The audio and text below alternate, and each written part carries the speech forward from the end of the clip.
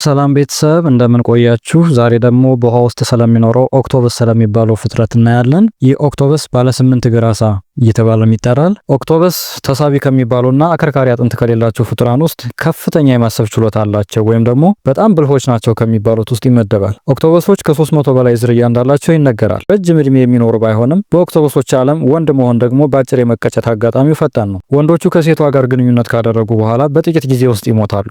ሴቷ ደግሞ እንቁላል ከጣለችና ልጆቿ ከእንቁላሉ ከተፈለፈሉ በኋላ ቶሎ ትሞታለች። ወንዱ ከግንኙነት በኋላ ሴቷ ደግሞ እንቁላል ከጣለችና እንቁላሉን ካስፈለፈለች በኋላ ቶሎ ስለሚጃጁ ለመሞታቸው ምክንያት ነው ይላል ሳይንስ። ሴቷ ኦክቶበስ ለሞት የሚዳረጋት እንቁላል ከጣለች በኋላ ለረጅም ጊዜ እስኪፈለፈሉ ሳትንቀሳቀስ ያለ ምግብ ስለምትቆይ ነው። ለረጅም ጊዜ ሲባል ቀላል እንዳይመስላችሁ፣ ምናልባትም ለወራት፣ አንዳንዴ ከ5 እስከ 8 ወራት ያለ ምግብ ይቆያሉ ይባላል። ይህ እንግዲህ ለልጆች የሚከፈል የእናትነት ድንቅ መስዋዕትነት ነው። ኦክቶበስ 8 እግር ያለው ሲሆን በእያንዳንዱ እግር ውስጥ ደግሞ ብዙ መቆንጠጫዎች ወይም ደግሞ መምጠጫዎች አሉት። እነዚህ መጣበቂያ ወይም መቆንጠጫ ወይም ደግሞ መምጠጫዎች ልንላቸው እንችላለን። እንደ ኦክቶበሱ አይነትና መጠን ቢለያዩም ከመቶዎቹ እስከ ሺዎቹ የሚቆጠር በአንድ ኦክቶበስ ውስጥ ሊኖር ይችላል። ኦክቶበሶች ሲታዩ በመጠን ትንሽ ቢመስሏችሁም እንኳን አደራችሁን ከነሱ ጋር እንዳትነካኩ፣ ምክንያቱም ከያዙ አይለቋችሁም። አንዳንዶቹ መርዛማ ሲሆኑ፣ ሌሎቹ ደግሞ ከነከሷችሁ በኋላ ቆዳችሁን በእጅጉ ጎርተው ባክቴሪያ እንዲገባ የማድረግ እድላቸው ከፍተኛ ነው። ስለ ኦክቶበሶች የከፋው ነገር ደግሞ የሆነ ቦታ ላይ መኖራቸውን ለመለየት አስቸጋሪ መሆኑ ነው። በተለምዶ በሀገራችን